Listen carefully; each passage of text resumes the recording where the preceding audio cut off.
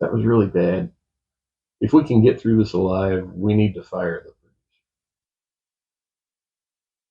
What do you mean the editor's worse?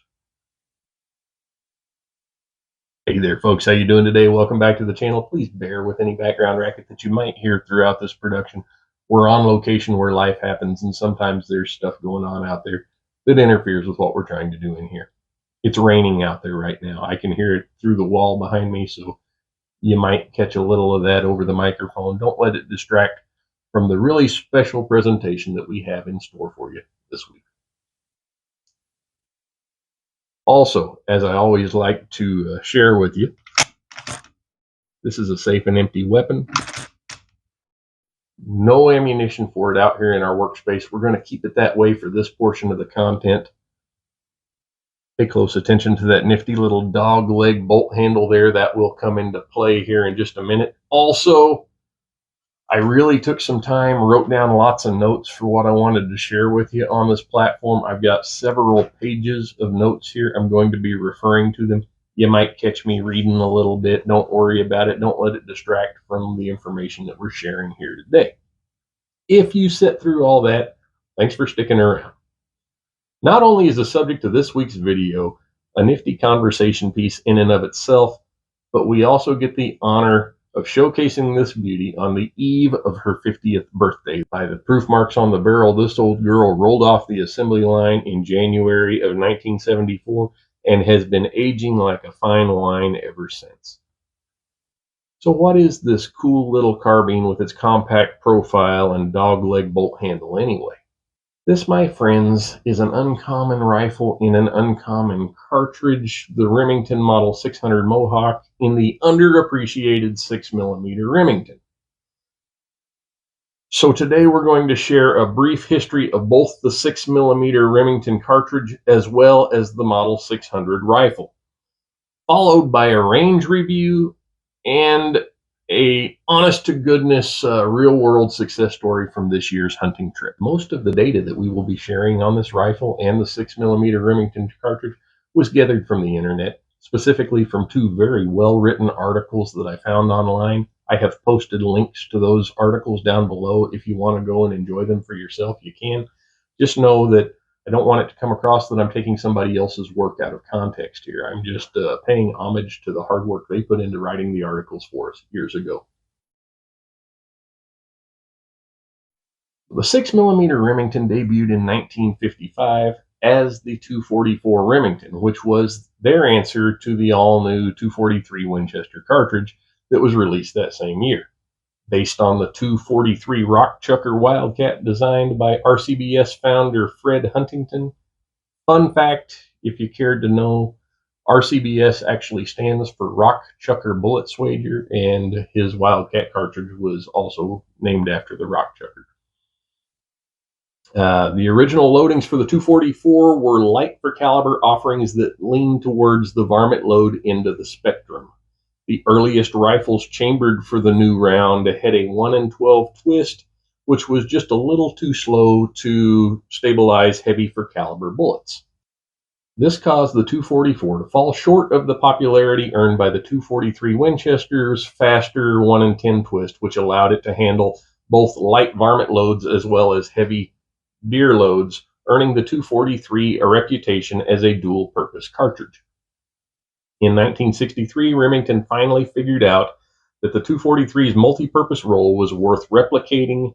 That year, the 244 was redesignated the 6mm Remington, and later rifles were rebarreled with a 1 in 9 twist to function with heavier bullets. So whether it was the 8 years of popularity previously enjoyed by the 243 Winchester or the way too European sounding metric designation of the rebranded Remington, but the effort was seen as too little too late by the mid-century American marketplace, and the 6mm, while ballistically superior to the Winchester, failed to motivate sales despite Remington releasing it in lockstep with their all-new bolt-action carbine, the Model 600. Now moving on into the Model 600 and what it was. So Remington designed the Model 600 as a light and handy option to the carbine market cornered by the likes of the Winchester Model 94 or the Marlin 336 or its predecessors. And although at $100 MSRP, while it was ballistically superior, the little bolt-action gun was coming to the market at $15 north of the starting price of the lever-action carbines. Adjusted for inflation in 2023 dollars, that would be about a $150 premium. The original Model 600s had a skinny little light profile barrel with a shotgun style vent rib and a large shark fin style front sight blade that were more styling gimmicks than functional features. The original Model 600s featured 18.5-inch barrels. They weighed just under 6 pounds, and they had an overall length of just under 37 inches. Remington promoted the Model 600 not as a rifle, but as a high-powered carbine, with ads that came out in 1964, like this one that says, "Carbines are handy, but do they have real power?" That's what I asked Carl. Then he lent me his Model 600. My big buck is being mounted now. The Model 600 arrived in the market in 1964, 1 year after the release of the XP100 pistol, with which it shares the same action. Speaking of the XP100, while certain elements of the rifle's design are said to be due to its use in the XP100 platform, such as the dogleg bolt handle, the June 2014 issue of NRA's American Hunter magazine reveals the reason for the dogleg bolt handle on the XP100 pistol is the XP100's bolt handle was dog-legged in shape because Remington had found that a straight bolt handle would hit the wrist under recoil. However, with its rearward positioned receiver, it's easy to see why the oddly shaped bolt handle would be an issue in the Model 600 as well if configured in a conventional manner. With that, you look at how short and tight the wrist of the rifle is here. You'll see on my hand where if the bolt handle was in its normal rearward position, it would be right on top of your trigger finger. And I would imagine you would feel that every time you fired the rifle.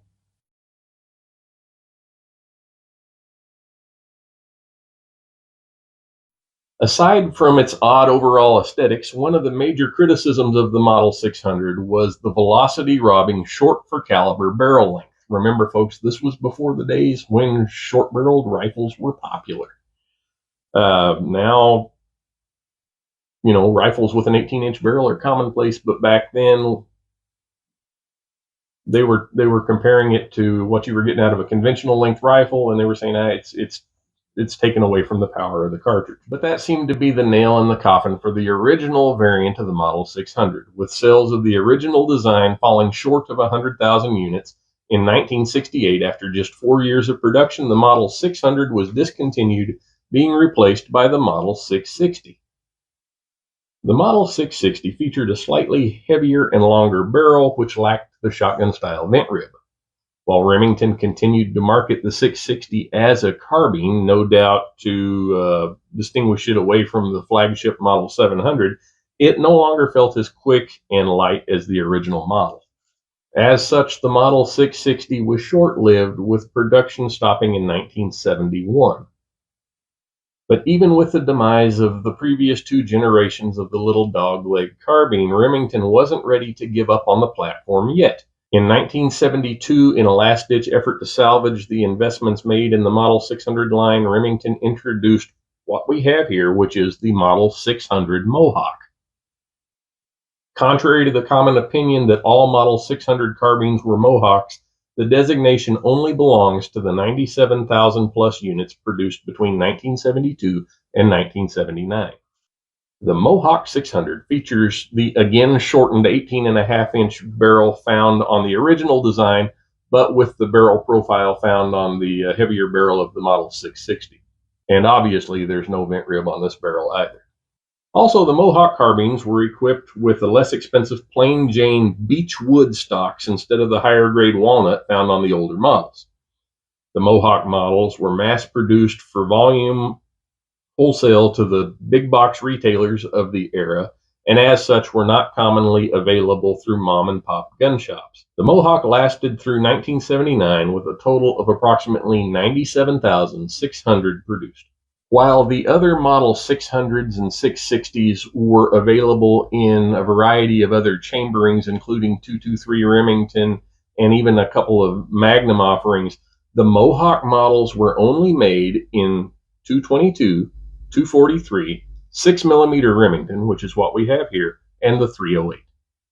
With all that being said, perhaps the biggest claim to fame for the Model 600 series rifles was its use as the prototype for Colonel Jeff Cooper's scout rifle concept.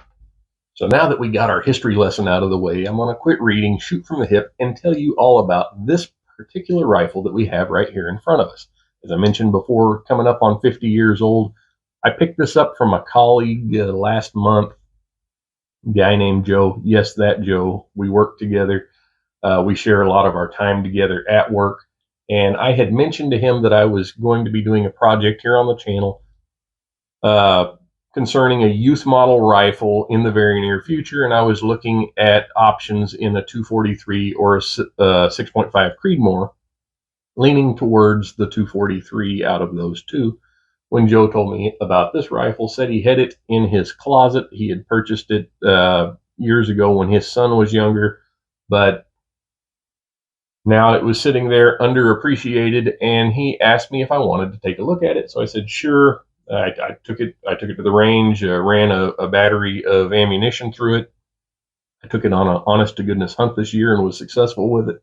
And at the end of the day, I told Joe that I really like the rifle, and we worked out terms on it, and now it lives here.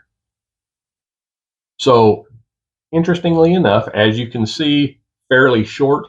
It has a somewhat standard length of pull, but if you look at it compared to this Model 700 here, you'll see that the entirety of the action sits a little further back in the stock than a typical bolt-action rifle, which makes it feel like it's got a really short length of pull.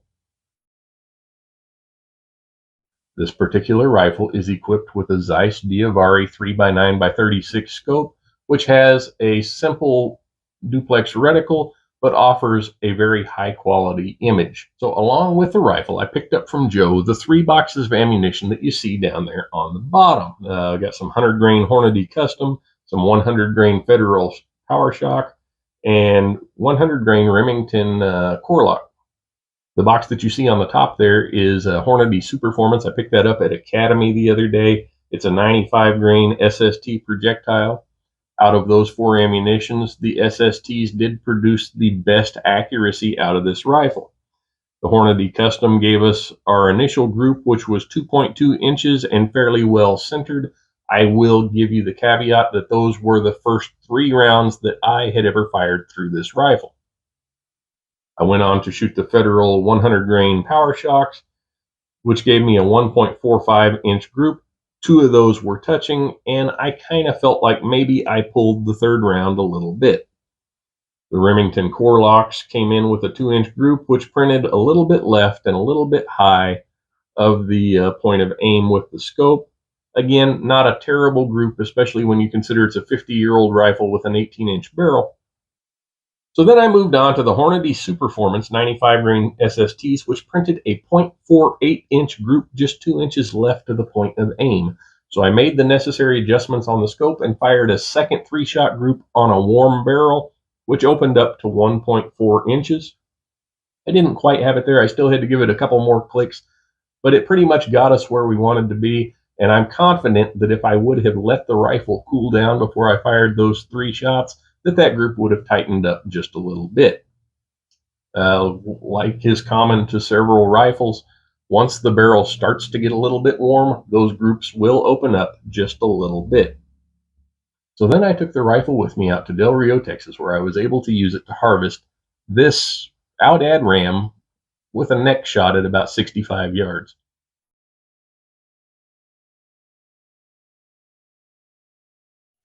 So not only did I have to fire the rifle for the first time offhand, I had to fire it left-handed because it was out on the left-handed side of me, and there was no way that I could get turned to fire it right-handed without letting the Aoudad that was only 60 yards away from me know that I was there. I've gone on long enough about this now. Maybe we'll do another range session with it one of these days when the weather clears up a little bit. Nothing bad to say about this little carbine. Well, I don't know if it's going to wind up being the girl's gun. It certainly is at home here at our place. So thanks, Joe, for giving us the opportunity to acquire this nifty little carbine. And thanks to you folks for watching. Take care. God bless.